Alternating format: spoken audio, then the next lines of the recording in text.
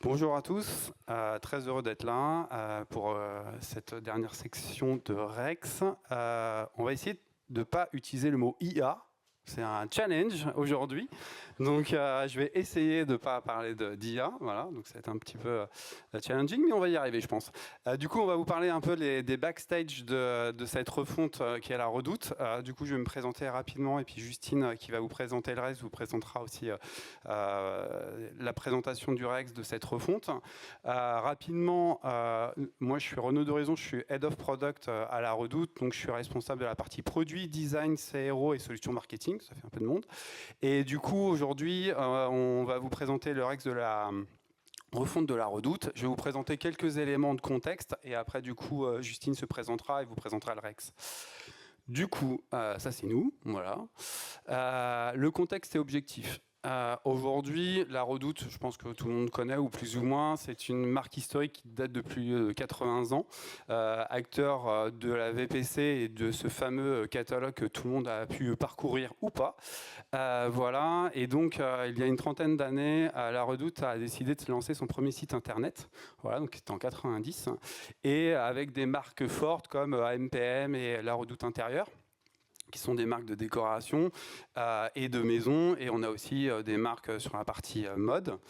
Et il y a une dizaine d'années, on a décidé de lancer la marketplace en France. Donc c'est la troisième marketplace mode et maison en France, et notre application. Donc on a une application aujourd'hui qui intègre bien la trajectoire qu'on veut prendre autour du lifestyle. Donc on est très content aussi parce qu'on a une grande satisfaction utilisateur autour de cette application. Et l'idée, c'est effectivement que ce device soit un peu le fer de lance de la marque. Très rapidement, on a décidé il y a quelques années de refondre l'identité de la marque La Redoute avec une marque un peu plus bold et affirmée, avec un repositionnement sur la partie maison et une nouvelle identité autour de cette signature qui s'appelle Vivre le beau. On rendra accessible le beau à l'ensemble des familles, on va dire, c'est un peu notre cœur de cible. Et donc c'est dans ce contexte-là aujourd'hui que la refonte de cette plateforme s'inscrit. Et donc on va vous raconter un petit peu comment on a opéré cette refonte avec, je l'espère, des choses assez activables pour vous et qui, j'espère, vous feront écho. Voilà, merci. Et je laisse Justine se présenter et présenter le Rex. Hello, donc moi c'est Justine, je suis lead design chez La Redoute, c'est-à-dire que j'encadre l'équipe design qui inclut des product designers, des UX researchers, du design ops et un design system manager. Et donc moi je vais vous parler du Rex, et on a abordé la refonte du site et des applications La Redoute avec l'intention de moderniser nos plateformes, d'intégrer aussi les corrections en termes d'UX des pain points utilisateurs qu'on avait identifiés, et de retravailler nos design principles pour s'aligner avec le nouveau repositionnement qui avait déjà été démarré en 2022, donc avec déjà une nouvelle identité graphique. Là, l'idée, c'était de tirer le trait jusqu'à l'expérience digitale. Tout ça dans un contexte de transformation stratégique en plus, de repositionnement, pour se construire une base propre sur laquelle on va pouvoir ensuite construire le futur de la marque. Rapidement, le contexte, on a choisi de travailler avec une agence partenaire, donc l'agence BETC Full Six, et on a découpé le projet de refonte en 4 étapes qui correspondent à 4 étapes clés du parcours utilisateur où on va pouvoir travailler la considération de marque. Donc on a mis de côté certaines étapes qui vont bénéficier de la refonte plus tard, mais on a essayé de se focaliser sur celles où on pouvait vraiment travailler et intégrer l'identité de marque. Aussi, très rapidement, donc on a démarré en avril 2024 le projet de refonte. Là, on est en mai 2025. On a finalisé la phase de design, mais on va continuer à travailler, comme on peut le voir, au moins sur la partie implémentation. Chacune des phases que je vous ai décrites juste avant se découpe à peu près de la même manière, avec une phase de brief, une phase de design et une phase d'implémentation, qui sont les différents piliers sur lesquels moi je vais vous partager les apprentissages clés qu'on a retenus. Je vais commencer par la première étape qui est la construction du brief et la définition des objectifs. Je ne sais pas si vous l'avez observé dans le slide précédent, mais d'une phase à l'autre, on a vu la taille qu'a pris le brief dans le projet de plus en plus grosse. On a commencé à peu près 2 semaines. On a fini sur la dernière phase à travailler le brief au moins 2 mois à l'avance. Parce qu'en fait, ce brief va prendre une importance tout au long du projet, à la fois pour la définition de l'objectif, le scope, etc., mais aussi après dans le travail avec les équipes, travailler l'adhésion et argumenter nos designs, nos solutions, etc. Le premier apprentissage que je voulais vous partager, donc, c'était de travailler ce brief en profondeur et de prendre réellement le temps de le travailler avec toutes les parties prenantes. Même si vous avez plein d'apprentissages que vous connaissez déjà et que vous pouvez collecter, il est indispensable d'intégrer chaque équipe dans la construction de ce brief. Donc nous, on a commencé par faire plein d'ateliers, même des petits ateliers. On en a fait 10-15 ateliers avec chaque équipe pour leur donner la possibilité de s'exprimer, de contribuer au brief et surtout dans le but après de les faire adhérer au projet, ce qui va faciliter la suite quand on va présenter notre solution.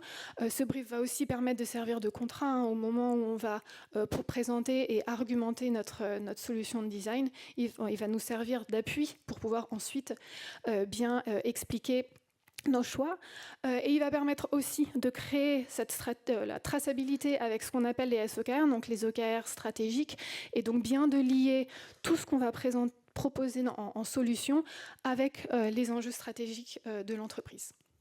Et les enjeux UX également qui sont intégrés par défaut quand même dans le brief. Le deuxième apprentissage, c'est de prioriser la refonte sur l'existant. Ça a l'air un peu évident, mais on entame un projet de refonte, on se dit c'est cool, on va pouvoir tout retravailler, limite repartir de zéro sur une bonne partie du site et de l'application. Ça va être l'occasion en plus d'ajouter tous les éléments qu'on n'a pas réussi à intégrer jusqu'à présent. Si on fait ça au début, forcément, on va partir dans tous les sens et à un moment donné, on va avoir des solutions qui vont être très riches en fonctionnalités, mais pas réellement abouties. Donc l'idée, c'est de commencer déjà par travailler sur l'existant, de se fixer un objectif principal sur lequel on va se focaliser.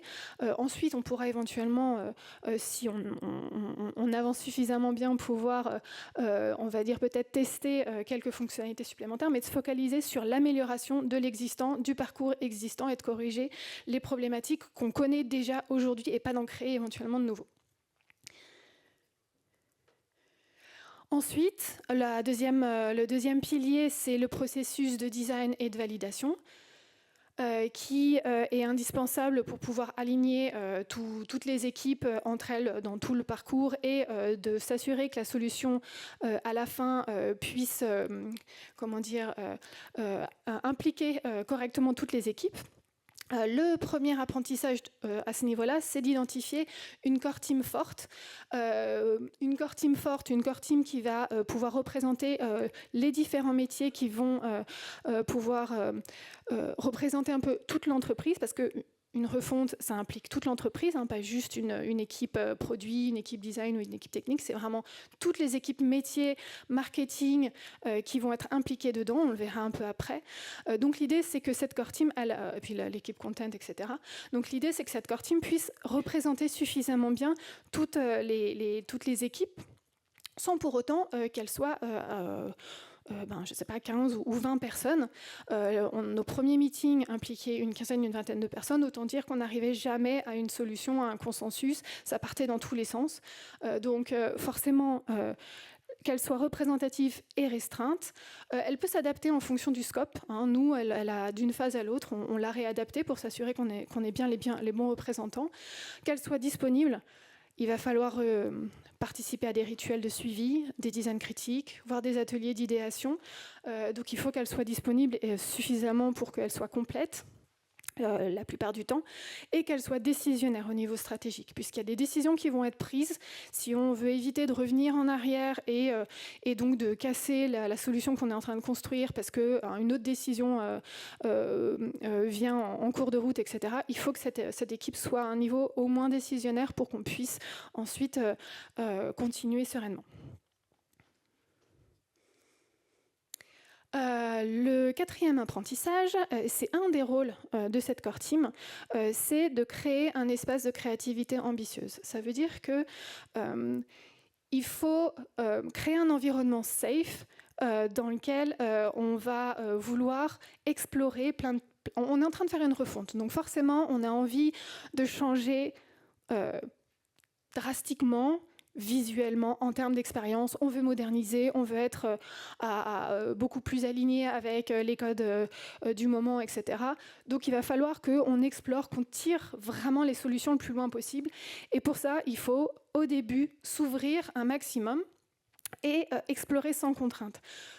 On a un brief avec plein d'éléments entrants, des contraintes techniques, des contraintes SEO, des contraintes de marketing, des contraintes de content, des contraintes de cas d'usage, de données produits, etc. Si dès le début on part avec toutes ces contraintes-là, on va retomber forcément sur ce qu'on a aujourd'hui et on n'arrivera jamais à faire réellement bouger les choses et à être innovant dans la solution qu'on va proposer. Donc l'idée, c'est que en tant que membre d'une core team, le rôle, ça va être d'offrir cet espace de créativité, d'encourager, de rassurer sur le fait qu'on est bien aligné avec la stratégie. Et oui, on peut aller jusque-là, c'est pas grave si ça ne correspond pas exactement à notre contenu aujourd'hui. Un jour, ça le sera peut-être et on a envie d'aller jusque-là. Et pour l'équipe de design qui va designer cette refonte, d'attendre ça des personnes qui vont vous sponsoriser, etc., et qui vont vous accompagner. De leur dire, laissez-moi cet espace-là de créativité, sinon, à la fin, vous allez retrouver exactement la même page que ce que vous avez aujourd'hui avec quelques espacements et radius différents. Et donc de terminer cette phase d'exploration avec des décisions structurantes qui vont permettre en toute sécurité de continuer à faire votre refonte, de votre travail de design, mais avec des décisions, un cadre beaucoup plus structuré. Vous êtes rassuré, c'est aligné avec la stratégie. Vous avez des personnes au-dessus qui vous encouragent à aller dans cette direction-là, et vous êtes beaucoup plus safe pour continuer à faire votre travail. Le cinquième point, c'est communiquer et impliquer. Vous allez voir qu'en fait, il y en a d'autres qui parlent de communication. Et c'est de communiquer avec toutes les parties prenantes dans l'entreprise le plus tôt possible. Même si votre design n'est pas complètement terminé, c'est pas grave. Vous pouvez commencer à injecter des éléments de vos solutions, les pistes que vous avez dans vos présentations, avec un disclaimer, c'est du work in progress, etc. Mais ça va vous permettre déjà d'évaluer un petit peu la réaction des personnes avec qui vous allez présenter votre travail. Vous allez juger un petit peu, vous allez voir déjà si ça les surprend, s'ils sont choqués, etc. Et en même temps, ça va vous permettre de les habituer aussi à ces solutions et éventuellement à cette nouvelle proposition. Tout au long du projet, de préparer votre pitch, celui sur lequel vous allez pouvoir puiser avec vos arguments, vos prototypes, vos solutions, vos idées, vos argumentaires, etc. Et aussi, lorsque vous communiquez, de partager la responsabilité du résultat et du rendu avec tout le monde. Vous proposez une solution, ok, mais elle va se baser sur des hypothèses, de données, de stratégies. Si vous parlez, je ne sais pas, par exemple, de campagne marketing, il faut qu'elle soit suffisamment claire et suffisamment pertinente, etc. Il ne suffit pas juste d'avoir une jolie interface qui va l'afficher. Donc, dès le début, d'impliquer toutes les parties prenantes pour qu'elles se rendent compte de la responsabilité dans le résultat final. La phase de delivery. Donc, bien évidemment, la phase où on va permettre de traduire ou de transférer cette vision qu'on a réussi à concevoir aux équipes qui vont ensuite les implémenter ou les mettre en œuvre. Ne pas sous-estimer la phase de handover. Donc, vous avez le delivery de votre solution, de votre design. C'est une vision qui est jolie, que vous voulez vendre en plus, donc avec du beau contenu, etc. Ensuite, vous avez toute la phase d'implémentation et ça passe par une phase de handover, c'est-à-dire de préparer tous vos maquettes, vos composants, etc. pour que ça puisse être utilisable par les développeurs et le transformer en réalité. Et alors, j'imagine qu'en tant que designer, vous comprenez l'importance de cette phase-là et le travail qu'il y a derrière la préparation du ready to dev, finalement. Mais ce n'est pas le cas de tout le monde. Et donc, il est important que dans l'esprit des autres équipes ou des ou même des PO et des PM, qu'on comprenne l'importance de cette phase de handover en termes de charge, en termes de durée, et qu'elle soit concrètement intégrée dans les plannings, dans les roadmaps. Sinon, vous allez courir après. C'est ce qui s'est passé dans les premières phases, où on a cherché à optimiser et à répartir le travail sur tous les développeurs qui étaient les designers qui étaient là, à chercher les petites failles dans le planning pour pouvoir glisser telle ou telle maquette et spécifications, parce qu'en fait, on va dans le détail, on refait toute une page, on ne refait pas juste une fonctionnalité, on va refaire des pages, des fonctionnements, des composants, ça va avoir un impact sur le contenu, notamment sur les visuels, les médias, etc. Donc, c'est une phase extrêmement importante et il va falloir qu'elle soit, d'avoir un temps dédié dans les plannings. On verra juste après qu'elle soit en plus synchronisée avec la stratégie d'implémentation qu'il va falloir mettre en place. Et le delivery, c'est pas que des maquettes ou des composants, c'est aussi toutes les intentions qu'on va mettre derrière les éléments de cette nouvelle page, parce que déjà, il y a des usages. Ensuite, en fait, on va laisser la main, pas que aux développeurs, mais aussi aux équipes métiers, de mettre en œuvre finalement tous ces éléments sur le site. Et il faut les guider sur quel est l'usage de ce composant, par exemple, ou de ce widget, quel contenu il vaut mieux utiliser, quel est son intérêt, quel type de message il va vouloir, dans quel contexte il faut l'utiliser, etc. Donc toutes les intentions que vous avez mis dans les solutions que vous avez proposées, il faut pouvoir les décrire et les intégrer dans votre delivery, surtout qu'ensuite, ça permettra à votre front de ne pas être juste une photo à un instant T, mais de pouvoir évoluer, de pouvoir de faire en sorte que les équipes se l'approprient. Et ensuite, la partie stratégie d'implémentation. Du coup, classiquement, construire un plan commun, mais commun avec tous les métiers, encore une fois, parce que si vous changez ne serait-ce qu'un format de contenu, il va falloir que les équipes métiers l'anticipent, le prévoient dans leurs équipes. Et donc forcément, il faut le prendre en compte, sinon à la fin, vous êtes prêts, mais vous êtes bloqués au niveau de la mise en prod, parce qu'en fait, les équipes de contenu ne sont pas du tout synchronisées. Donc ça passe par quoi? Un découpage, classiquement un découpage fonctionnel, une priorisation. Vous choisissez la méthode que vous voulez. La méthode Moscou, elle fonctionne bien parce qu'elle est assez simple et assez claire. La priorisation, la contrainte, la définition des KPI face à chacune de ces fonctionnalités. Un plan de dérisquage, user test, AB test, POC technique, etc. Dans le but forcément de dérisquer et de sécuriser, mais également de rassurer toutes les équipes derrière, parce que c'est quand même un gros changement, surtout dans le cas d'un e-commerce où on fait quand même particulièrement attention aux performances, aux conversions et à la conversion au KPI, donc il faut aussi rassurer. Et d'identifier une première version significative avec du monitoring, etc. Significative dans le sens où elle va être implémentée rapidement et il faut tout de suite que ce soit visible pour rassurer tout le monde en disant « Ok, on n'a pas travaillé dans le vide et puis ça apparaîtra quand ça apparaîtra, mais qu'on a identifié déjà quelque chose avec un risque contrôlé et on va pouvoir tout de suite voir le résultat en prod ». Le dernier point, communiquer sur les versions clés, c'est-à-dire faire des photos. Nous, on fait des versions au quarter pour pouvoir avoir des versions complètes sur lesquelles on est capable d'identifier, de lister la valeur ajoutée, les KPI mesurés, etc. Ensuite, chaque équipe est autonome dans leur cadencement et dans leur découpage, dans leur mise en prod, etc. Mais avec, au bout d'un quarter, une cible commune sur laquelle on va aussi se poser, mesurer et puis préparer la suite. Aujourd'hui, on en est où? On en est là, c'est-à-dire qu'on a terminé dans la dernière phase, la phase de design. tout juste. On commence à travailler la stratégie d'implémentation de cette dernière phase. En termes de dev, on a déjà poussé un certain nombre de contenus. On continue sur la partie page liste.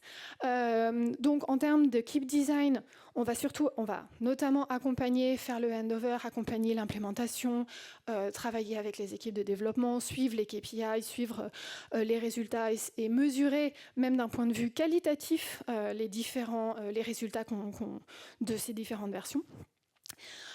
Mais après, notre travail ne s'arrête pas là. Bon, déjà, il va falloir partager beaucoup, communiquer beaucoup, expliquer tout au long et mettre à jour nos design principles, maintenant qu'on a défini cette refonte pour qu'ensuite ça se propage partout, et maintenant aussi travailler dans les détails, les micro-interactions, les animations, le design émotionnel, intégrer encore mieux la charte avec des touches de couleurs, de patterns et des choses comme ça.